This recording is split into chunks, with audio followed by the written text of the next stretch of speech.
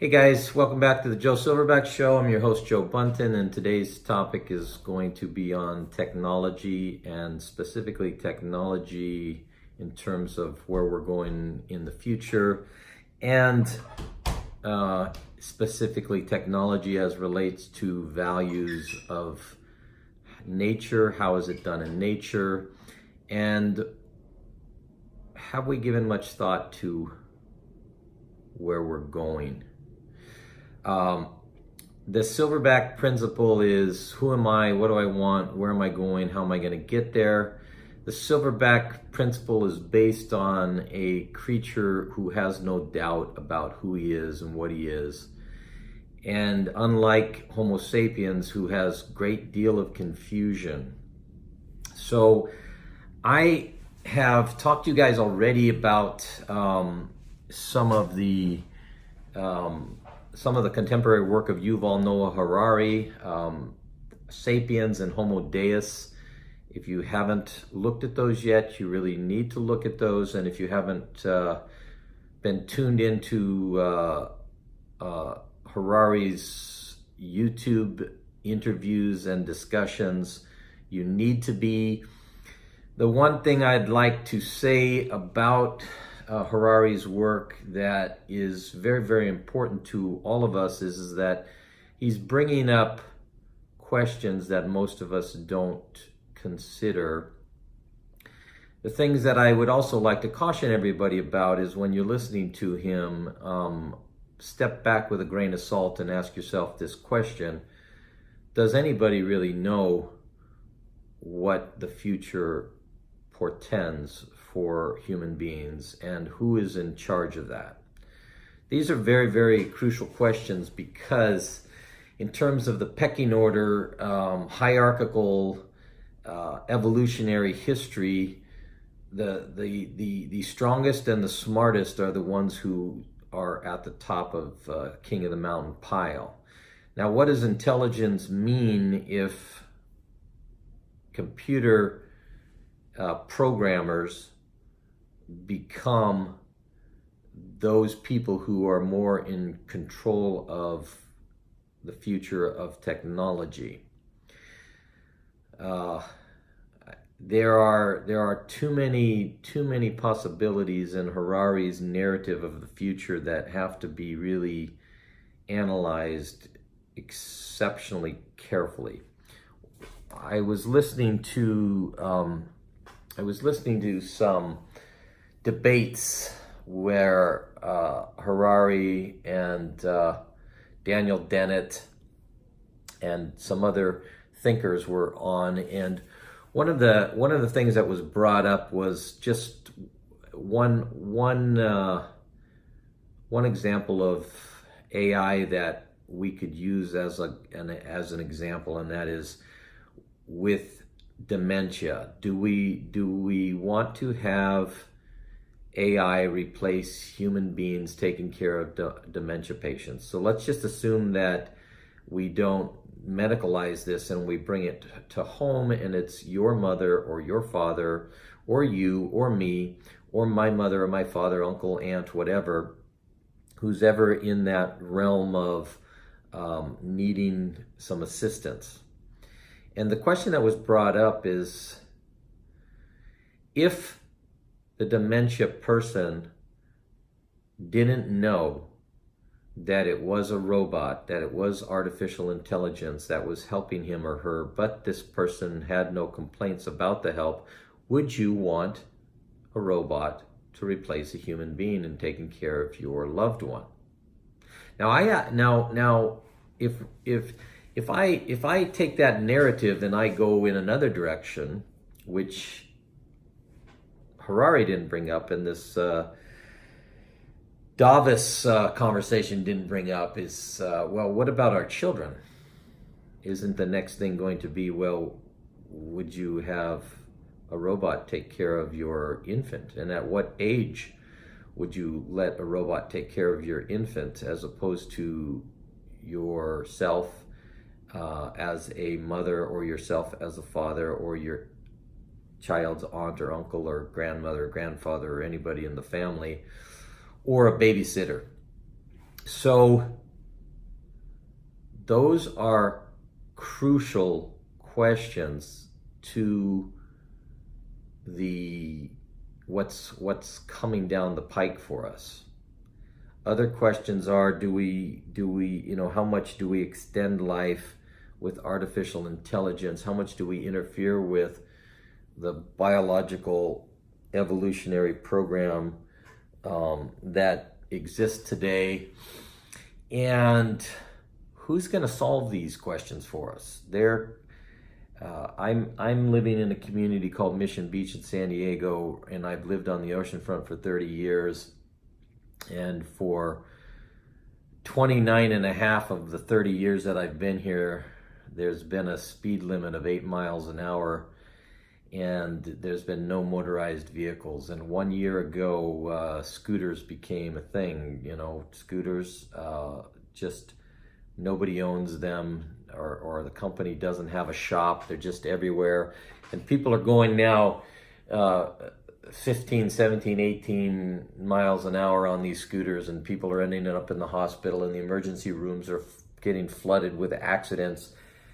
And now people are coming on motorized skateboards and motorized bicycles and motorized motorcycles on the boardwalk.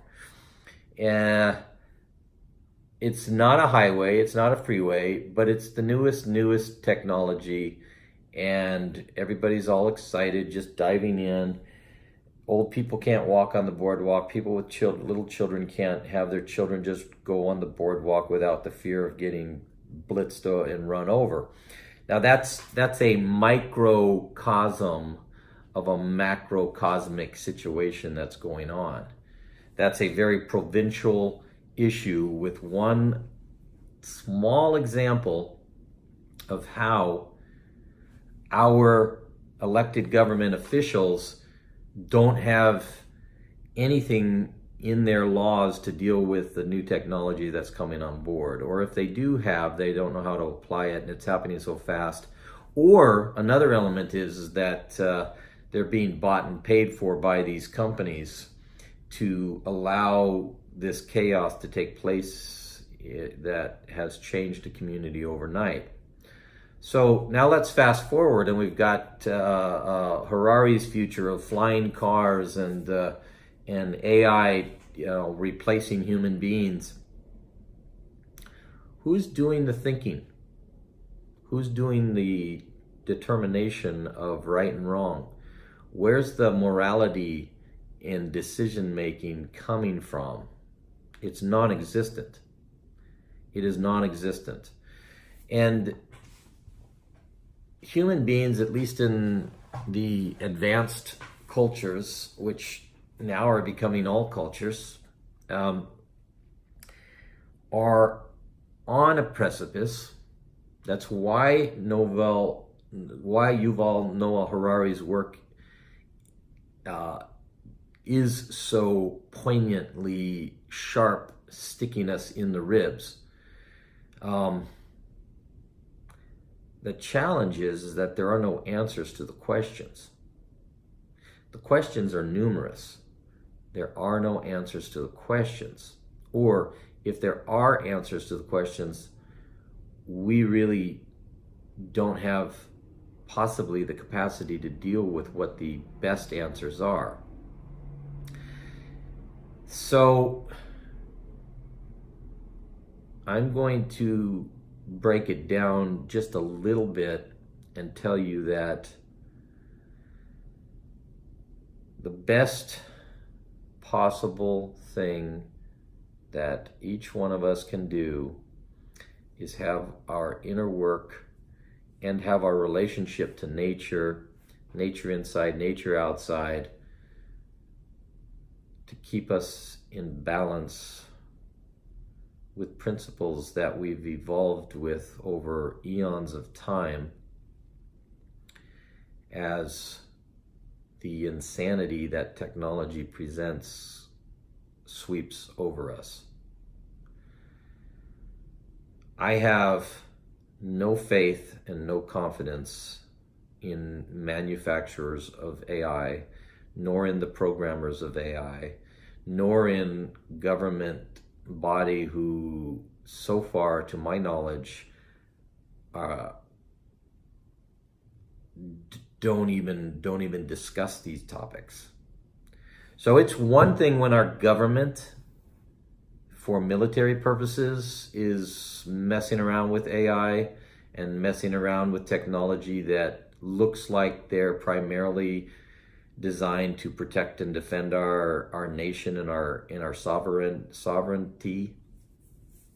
But when companies now can, and let's say you and I just form a company, and if we have enough money, we can invest in this new caretaker for dementia elderly. Poof. Where are the rules? Where are the regulations? Where are the guidelines? There are not any. I don't have any answers either. I just have huge red flags and warnings that come up that make me want to be the Paul Revere of the nature technology debate and, race down the boardwalk and ride into the night and shine, the coded lights so that people can gather in their unspied upon enclaves and decide what, we want to do. I watched a movie last night, Peterloo. It was about the massacre. It was about the massacre in England when the laborers got together. I think they had somewhere between 60 and 80,000 gather in Manchester, England, and the Lords sent in the military, and the military was not informed correctly, and it turned into quite a nightmarish bloodbath. And what is poignant about this is that whenever there is significant change that is pushing up, and like the volcano before it erupts, and right now we've got a volcanic activity that's been brewing for quite a long time in the AI technological revolution, and we have no control, no guidelines, no story. So Harari is good at telling us that humankind has been making up stories forever. But what he is maybe not good at talking about is how certain stories have become archetypes in our collective unconsciousness because they've served our purposes throughout humanity. And maybe he is good at telling that. I'm not sure. I can't quite tell with this guy whether, he doesn't really come out and have a value judgment that's noticeable enough to me to be able to determine whether or not I would agree with him or not. He just presents the potential scenarios. And if we're looking at the Judeo-Christian story from Harari's standpoint, and if we're looking at the Homo sapien hardwired biology from Harari's evolutionary standpoint, and if we're looking at technology replacing Christianity or Judeo-Christianity or um, any one of the major religious viewpoints that have been where the preponderance of our morality and our legal system has evolved from. What's the new model? My model, guys, is based on how is it done in nature. My confidence is in how is it done in nature, and I'd like your comments and feedback as regards this, because I have no confidence in Homo sapiens who are programming AI and who are going to be setting the decision making for the future without having that decision making be asking the question, how is it done in nature, and do we need to consider how it's done in nature before we push this button or that button or send this technology into the mainstream. Okay, send me your stories, send me your comments, your questions, get into this conversation. I am using video camera here. I'm using YouTube. I drive a car. I'm not a Luddite, although sometimes I have my deepest confidence in retreating to some place far away from big city chaos that is continuing to become more chaotic. And stay tuned for parts 2 and 3 of technology versus nature. It's a huge topic, and every one of us needs to think about this. I'm on my way down to the seashore where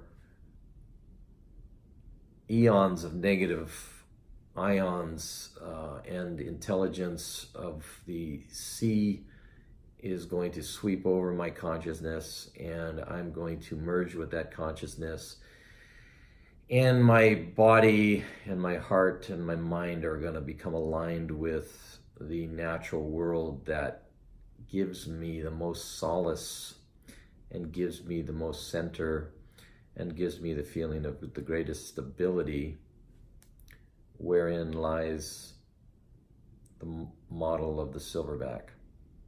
Namaste.